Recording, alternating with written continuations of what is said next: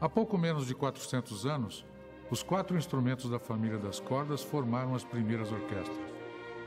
Estou falando do violino, da viola, do violoncelo e do contrabaixo, que são tocados com arco. Desde a segunda metade do século XVIII, as orquestras incorporaram progressivamente os naipes de madeiras, metais e percussão. Mas ainda hoje, as cordas são maioria na orquestra. Dos 100 instrumentos em média que compõem uma sinfônica moderna, ao menos 65 são cordas.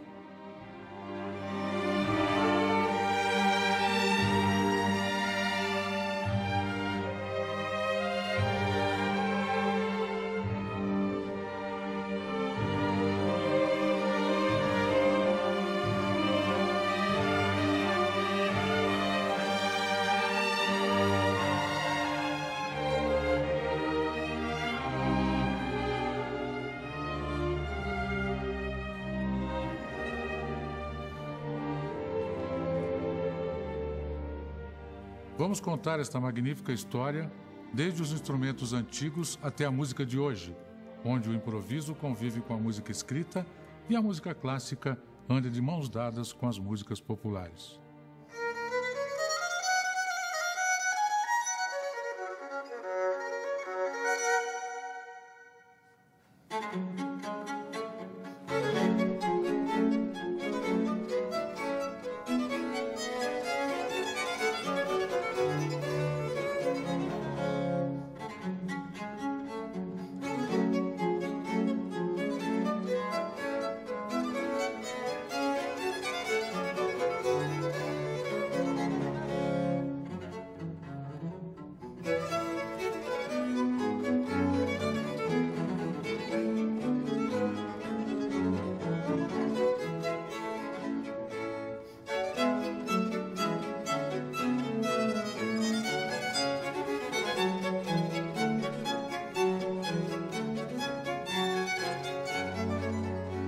Os instrumentos de cordas estão entre os mais antigos do mundo.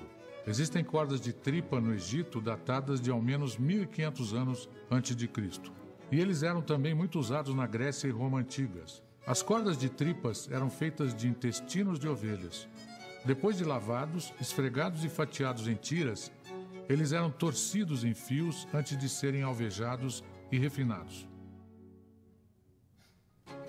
A aguda corda mi do violino, por exemplo, era feita com 5 a 7 fios, mas a corda mais grave do contrabaixo precisava de 85 ou mais fios de tripas. A invenção do nylon em 1938 foi saudada como uma revolução, porque combinava potência com durabilidade muito maior. No final, a solução ficou mista. Hoje usam-se cordas de tripas encapadas com alumínio ou prata, em alguns casos até ouro. Outros detalhes construtivos, assim como os diversos tipos de arco, proporcionam sonoridades diferentes e dão personalidade própria a cada instrumento. Os violinos feitos por Antônio Stradivarius no século XVII possuem nomes próprios e seus instrumentos hoje valem milhões de reais.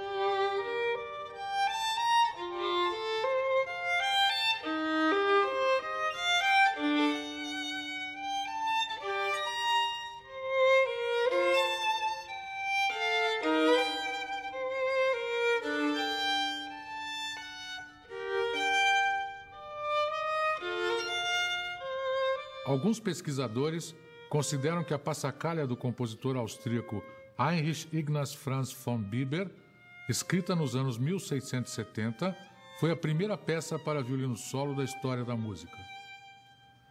O violino é um afilhado distante da viela, instrumento surgido 2000 anos atrás, que era tocado com arco. A viela é oriunda do Oriente Médio, do Sudeste Asiático e também da Índia. Os árabes levaram para a Península Ibérica um violino já de 3 ou 4 cordas.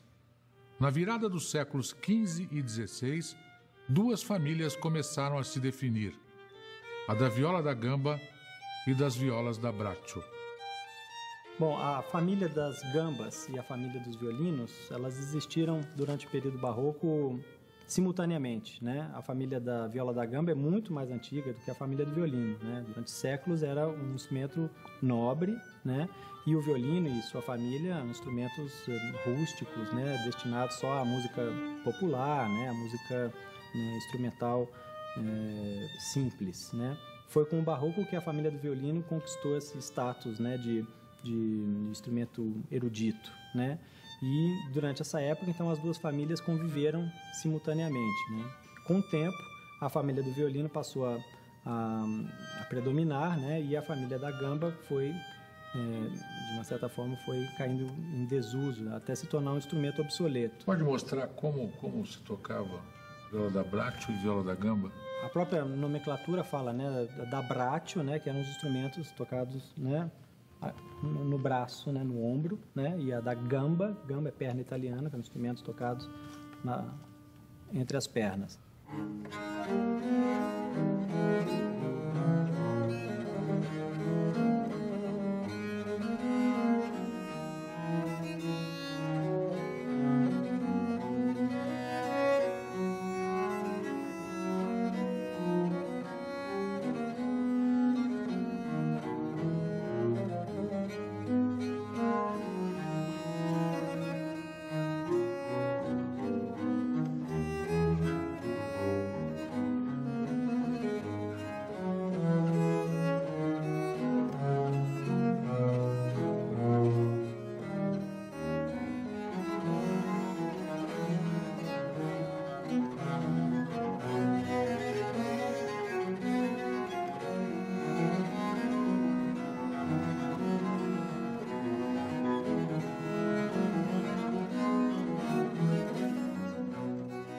As cordas de tripas de animais conviviam com diferentes tipos de arcos, em geral curvos.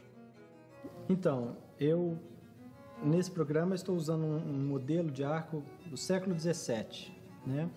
Que é, assim, visualmente um pouco mais simples e primitivo, né? Ele não tem nem aquela rosquinha, né? Ele é só o talão, isso aqui, né? É uma peça de encaixe único, né?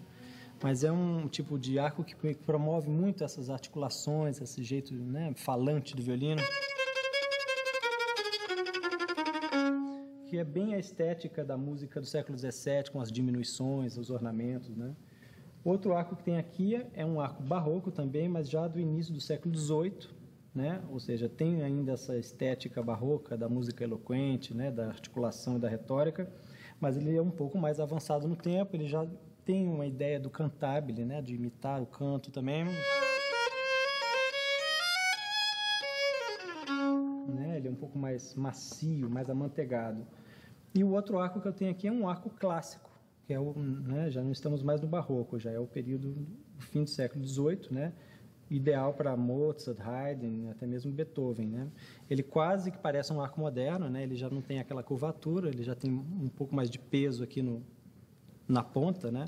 Que é para já ter um pouco da ideia do sostenuto que depois vai prevalecer no romantismo, né? Então ele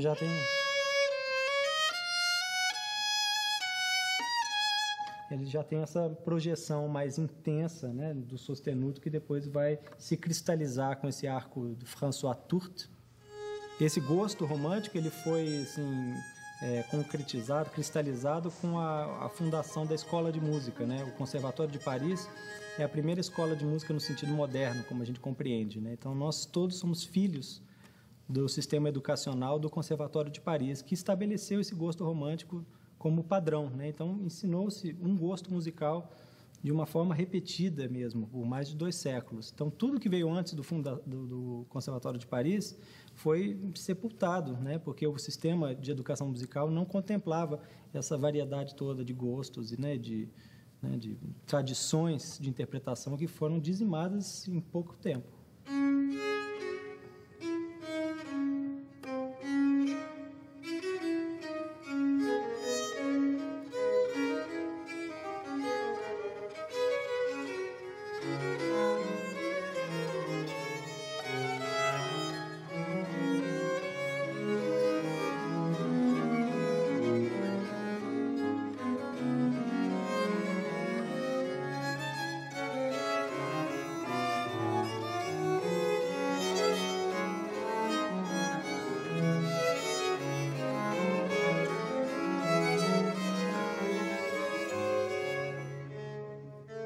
Se você pudesse resumir numa frase qual é a grande lição que os músicos que praticam a música historicamente informada dão aos músicos modernos e qual é essa contribuição para a vida musical? Eu acho que é incorporar na prática musical a total falta de certeza, né? Realmente não bater o martelo para nenhum tipo de conceito, né? A curiosidade, né? A inquietude artística é o motor que leva o artista à frente, na minha opinião, né? Então, realmente, você criar paradigmas de verdades, de uma certa forma, é um enrijecimento da criatividade.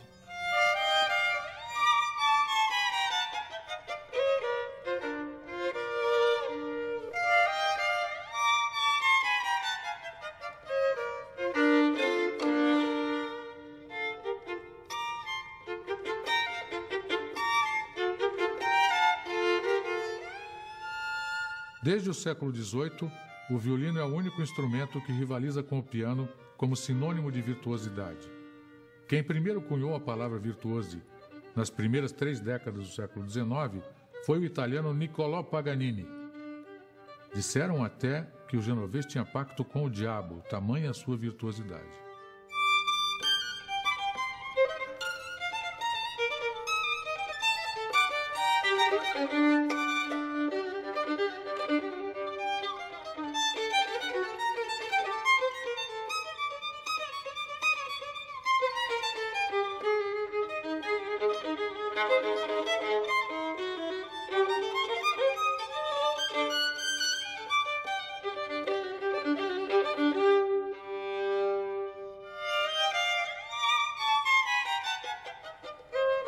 Olha, o meu violino anterior a esse era do século XVII, de 1690.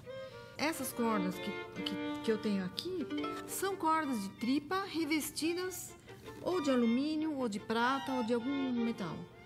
As cordas antigamente não tinham esse revestimento, mas a tripa era a mesma. Então, na verdade, o tocar violino é uma atividade muito primitiva. Se você pegar, isso aqui é um pedaço de madeira, né? Tripas nas cordas, tripa de carneiro, né? Depois eu tenho mais um elemento animal, que é a crina do cavalo, né? Que nada disso mudou muito nesses 300 anos.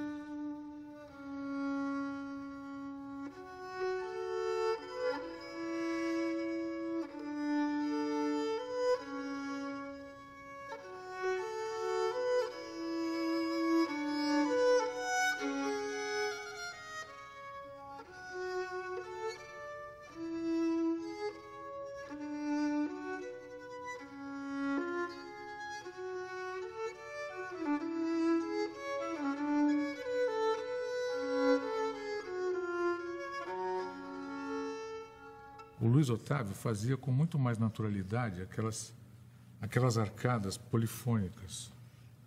E você teve bem mais dificuldade para fazer isso, não porque você não tenha técnica, mas porque o teu arco é reto e o arco dele é curvo, e é um arco que facilita esta concepção polifônica do violino. Isso é verdadeiro. Esse arco aqui que eu uso é mais pesado, tem mais tensão, ele é feito para projetar um som. Então, na verdade, ele é criado para transformar o violino apenas num instrumento melódico, né? Então, à medida que você tem um arco mais leve, com a crina mais frouxa, você consegue pegar mais cordas ao mesmo tempo.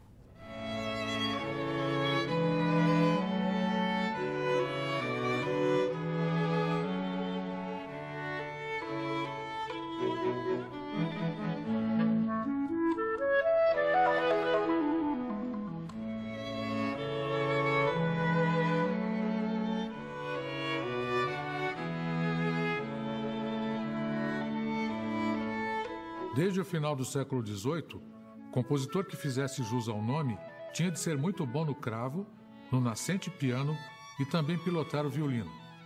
A portabilidade contribuiu para as cordas terem preferências nas noitadas das casas de família. Após o jantar, costumava-se fazer música de câmara.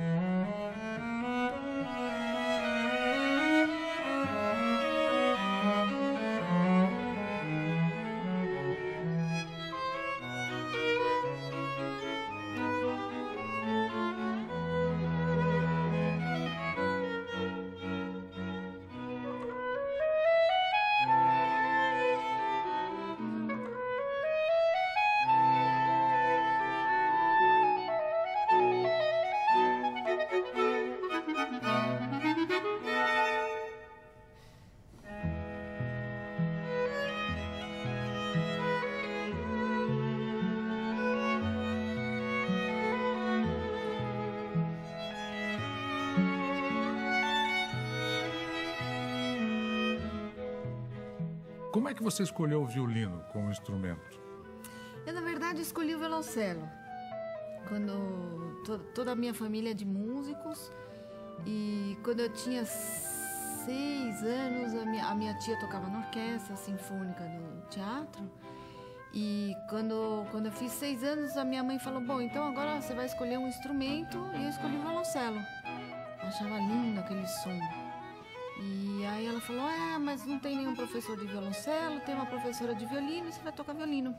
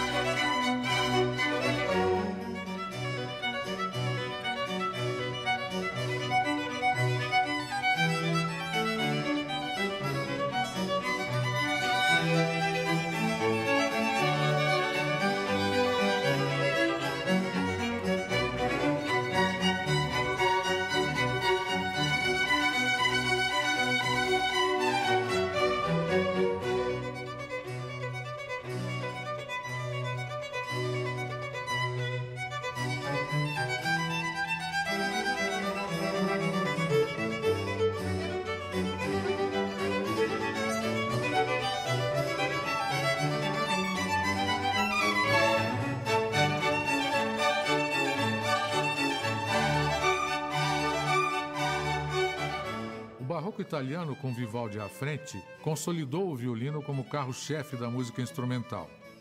Só Vivaldi compôs mais de 500 concertos diversos, 80% deles para violino solista. Eu comecei a tocar violino com 3 anos. Meu pai trouxe o violino pequeno do Japão. E aí eu comecei a estudar no método japonês. E aí fui indo, né? Aos 7 anos já estava tocando concerto na menor de Vivaldi. O seu violino, você está me contando, o seu violino é um violino um pouco mais fino. As variações de tamanho de violino, de quanto a quanto, de desenho e da viola também. No caso do violino, a diferença não é tão grande quanto na viola, onde o tamanho realmente difere bastante. No caso do violino, geralmente é um tamanho um pouquinho maior do que o padrão, tem a medida padrão, que foi estabelecido por Stradivarius e todos esses grandes luthiers, e aqueles que foram feitos um pouquinho menor, né? Talvez para favorecer assim as pessoas que têm a mão menor. Basicamente, a técnica da mão esquerda e do arco praticamente se mantém igual. A única coisa que é diferente é o grau de pressão que o arco tem que assim ter em relação à viola, que tem que ser maior. Como é um instrumento grave, então há necessidade que o arco esteja, assim, como eu diria, cavando um pouquinho mais o som, entrando mais dentro da corda. E assim se torna um som mais profundo, né, diferente do timbre que o violino faria, né?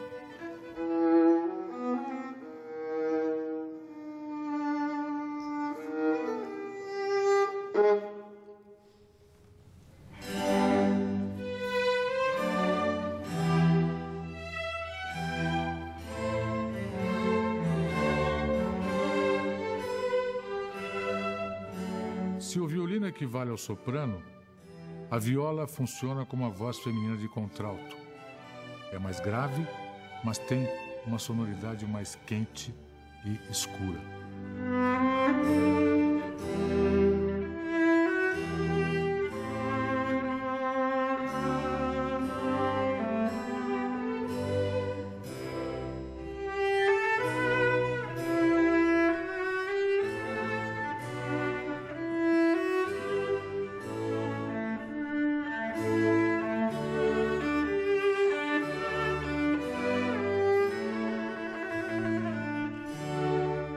Seu corpo é maior e suas cordas mais grossas e compridas que as do violino. No século XVI, por volta dos anos 1530, ela era mais conhecida como viola da Braccio. A ascensão do violino foi tão fulminante que toda a família no início atendia pelo nome dele. Exemplo notável do século XVII são os 24 violinos do rei Luís XIV, pomposamente conhecidos na Europa inteira como Les 24 Violons du Roi. Na verdade, a orquestra tinha violinos, mas também tinha violas, violoncelos e contrabaixos. Só no século XVIII, cada membro da família passou a ser chamado pelo seu nome específico.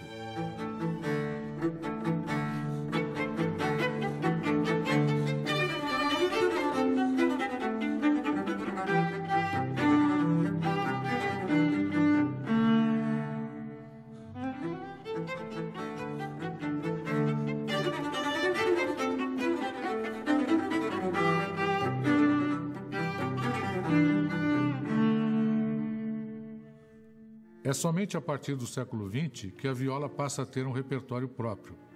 Até então, ela era o patinho feio da família das cordas. Ao menos 3 dos maiores músicos do século XX criaram obras importantes para ela. A viola foi um instrumento de coração, por exemplo, do compositor alemão Paul Hindemith. A última composição do húngaro Béla Bartók, de 1945, foi um concerto para viola. E o escocês William Primrose, um dos maiores virtuosos do instrumento, encarregou-se de encomendar peças a compositores contemporâneos.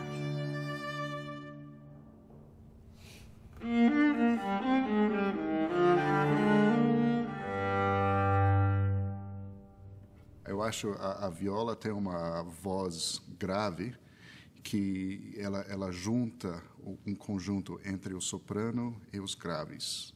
Então, ela fica com voz do meio. A viola, durante muitos anos, não tinha repertório solo e não tinha também especialistas em viola. Tinha muito pouca gente que tocava viola para ser violista. Os famosos solistas e as pessoas, o Paganini, por exemplo, tocava violino. O Spohr tocava violino. De violas tinha muito pouco, até que apareceu o Lionel Curtis, em Inglaterra, que começou a promover a viola com instrumento solo. Mas eu acho a viola tem uma função muito bonita, ela tem uma voz linda, né, que cobre desde os agudos até os graves também. Ela fica no meio, tem um repertório que aproveita isso bem.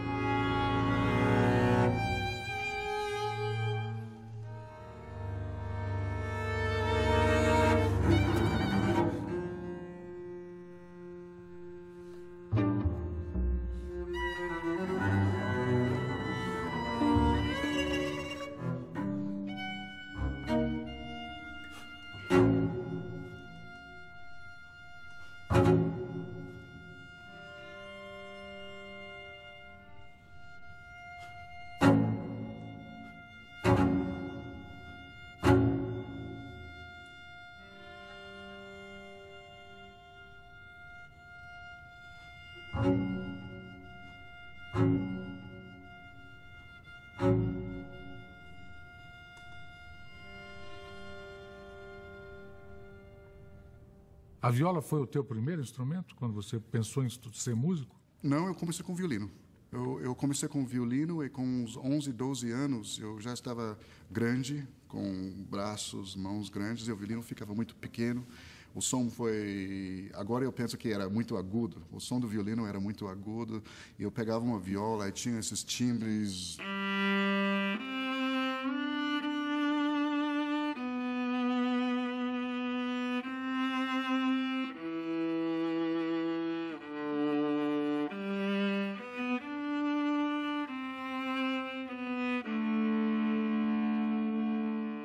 Eu me apaixonei pelo som da viola, a voz dela. Eu acho o som lindo, diferente de qualquer outro instrumento.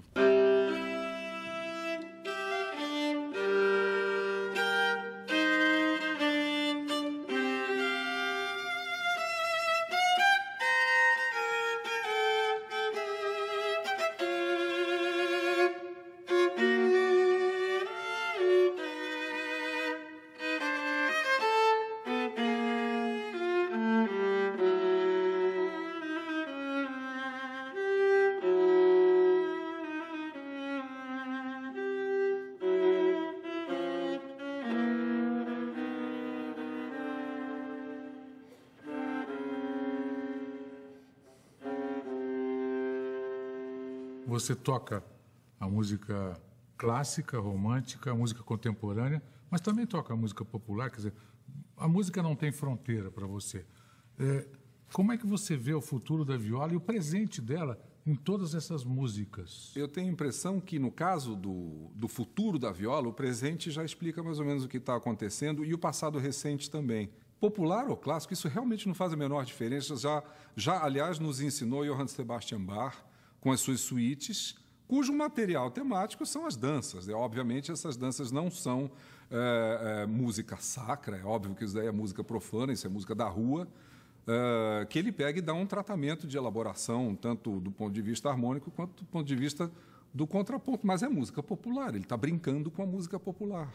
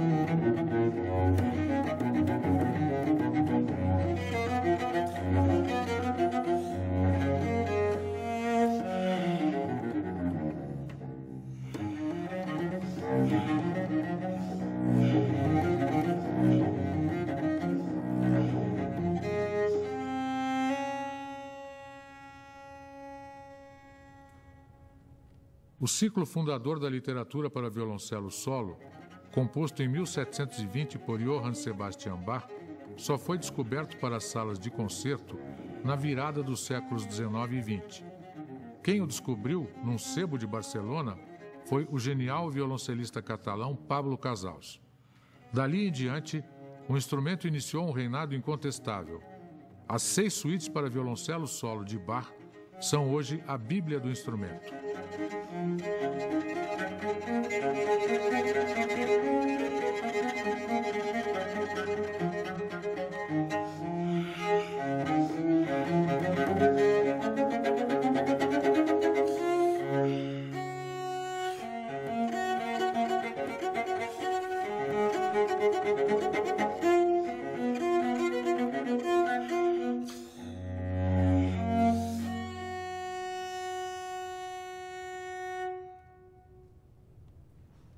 Digamos, o violoncelo foi o teu primeiro instrumento? Foi. Para falar a verdade, eu estudei 1 ano de violão quando eu tinha 9 anos de idade. Aquelas coisas de família, né? As minhas primas tocavam violão e eu fui experimentar o violão. Os meus pais gostavam de música e me mandaram fazer aulas de violão que eu não gostei nada, não sei porquê ainda, que o violão é um instrumento bonito. Mas depois, 1 ano depois, já com 10 anos de idade, eles me levaram no conservatório, lá em Tessalônica, na minha cidade natal, né? E eu escolhi o violoncelo, escolhi sozinho, sem saber como que se chamava o instrumento. Em que momento você descobriu que existia uma música além dos muros do conservatório?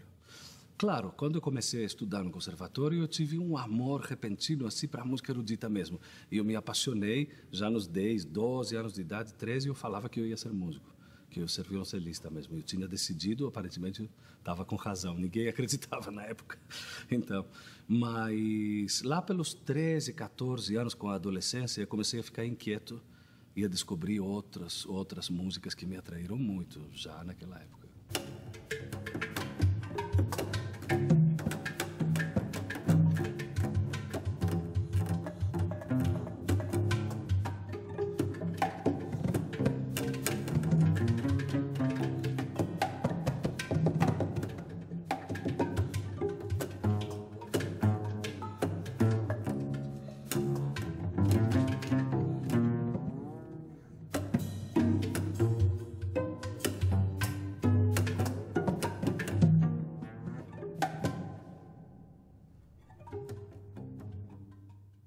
Como é que funciona a tua cabeça? Tem uma série de botõezinhos que você liga e desliga quando vai fazer uma coisa e outra.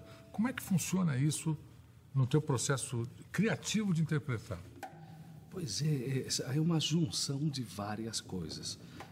Essa inquietação que eu falei já dos meus anos de adolescente resultou nisso. Quando eu fui para Paris estudar, fiz os meus estudos de música erudita seríssimos, então, lá na França, com a grande escola do violoncelo francês, mas eu comecei a tocar jazz. E eu posso falar hoje, pode parecer um pouco polêmico, que a minha primeira escola de verdade na música, aquilo que me deu todo esse, sei lá, essa naturalidade que eu sinto quando estou no palco, essas coisas todas, foi o jazz mesmo. E foi a vivência, uma certa vivência de rua, digamos assim, de tocar jazz com grandes músicos americanos lá em Paris e viver à noite e viver essa experiência do jazzista. Isso me deu, por incrível que pareça, uma solidez muito forte até para voltar na música erudita, com uma postura diferente, um jeito de olhar para a música diferente. Depois, essa equação, então, como que funciona a cabeça?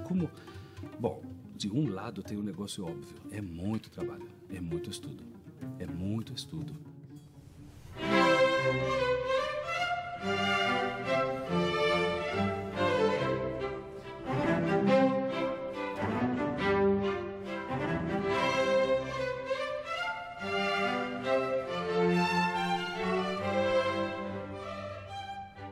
O Concerto de Haydn é um dos primeiros para violoncelo da história da música.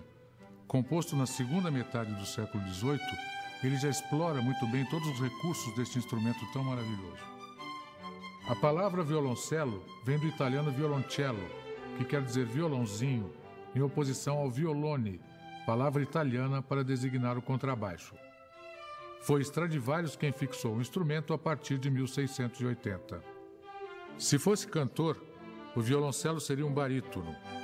Sua maior característica é ser um instrumento cuja sonoridade melhor reproduz ou se aproxima das inflexões da voz humana.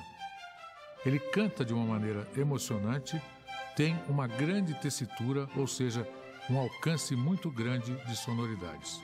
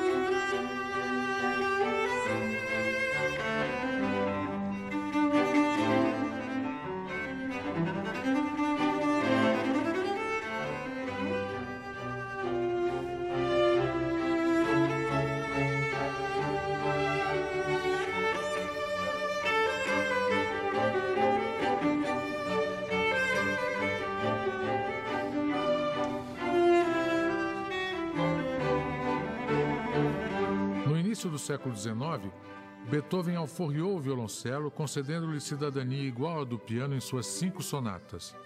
A partir daquele momento, o violoncelo transformou-se num dos instrumentos mais importantes da música de câmara. Hoje, o violoncelo aparece também em trios, com e sem piano, assim como em quintetos e sextetos.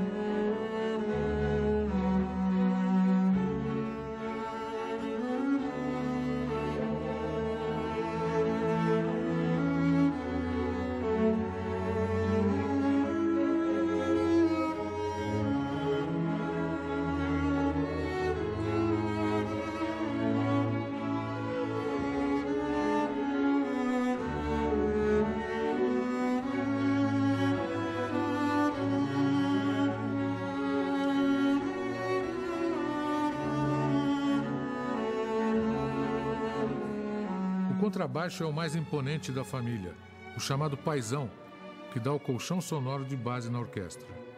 É, porém, o único da família das cordas em que há controvérsias históricas. Ele exibe tanto características do violino quanto da viola da gamba. No mundo sinfônico, o contrabaixo participa, com raras exceções, sempre dobrando os violoncelos, os seus primos menores. E no universo concertante, seu repertório é diminuto, apesar de bem interessante. Na música do século XX, o contrabaixo ampliou consideravelmente o seu espaço.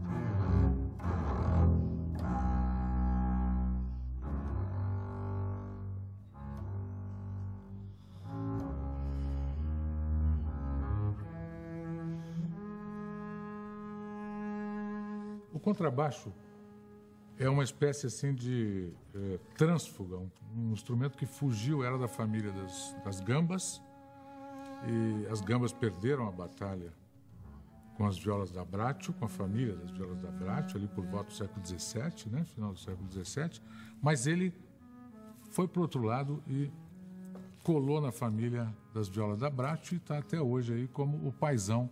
Na verdade, o contrabaixo tem peculiaridades da construção devido a ser um instrumento de sons tão graves que assim causa todo tipo de problemas, né, de construção. E são os motivos também por você praticamente não encontra dois contrabaixos iguais de cordas. Dentro da família das cordas é o instrumento que mais varia em tamanho, forma, número de cordas também. A gente está acostumado numa orquestra moderna até tocar com contrabaixo de 5 cordas. O contrabaixo na Itália, por muito tempo, teve 3 cordas. Esse contrabaixo, que é um contrabaixo italiano, já foi adaptado. Ele é um instrumento de 3 cordas, anteriormente. Então, os instrumentos passam por uma série de transformações. Eu acho que esse é um dos fatores dessa falta de unidade na construção. O violino, por exemplo, já alcançou a sua forma definitiva, pelo menos o corte dele, há muito tempo, né? Porque, teoricamente, o contrabaixo, para ter a mesma proporção de violino em relação à região dele, ele teria que ser muito maior ainda. Ele teria que ter uns 4 metros. Antigamente, a parte posterior do contrabaixo era lisa, exatamente porque ele era das gambas, né? Isso também. Assim, foi um instrumento que, inclusive a nomenclatura dele, né, muito tempo na Europa ele era conhecido como violone, que é a grande viola, né? E ele vem dessa família aí, dessa tradução. Inclusive a afinação em quartas, isso sobreviveu daquela época que era uma grande viola da gamba.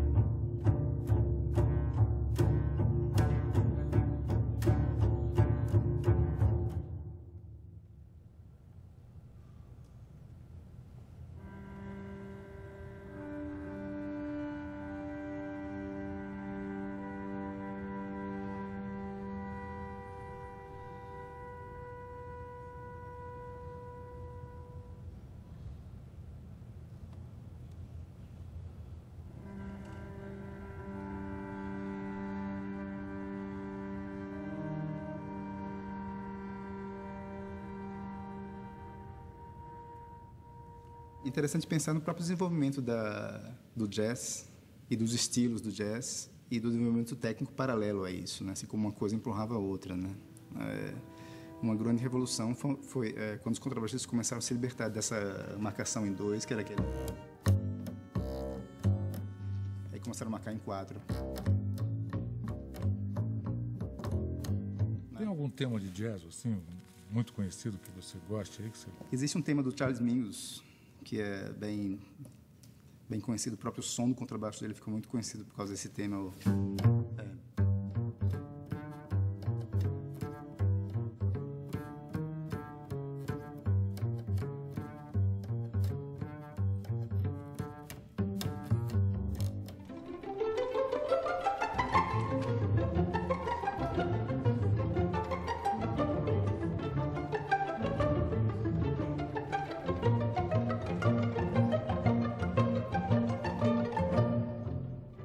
Durante séculos, cada um dos integrantes da família das cordas acumulou repertórios próprios, com direito até a cruzar gêneros musicais. Hoje, violino, viola, violoncelo e contrabaixo trafegam com desenvoltura pela música popular, sem perder o encanto erudito que os tornou tão sedutores.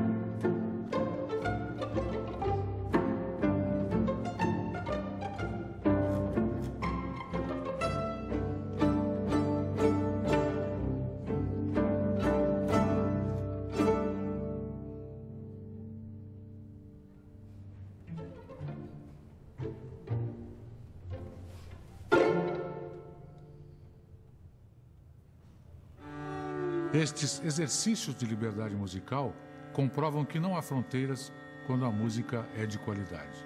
E mais do que isso, são a prova viva de que a mais antiga das famílias musicais descobre novos mundos sonoros toda vez que o arco se encontra com as cordas.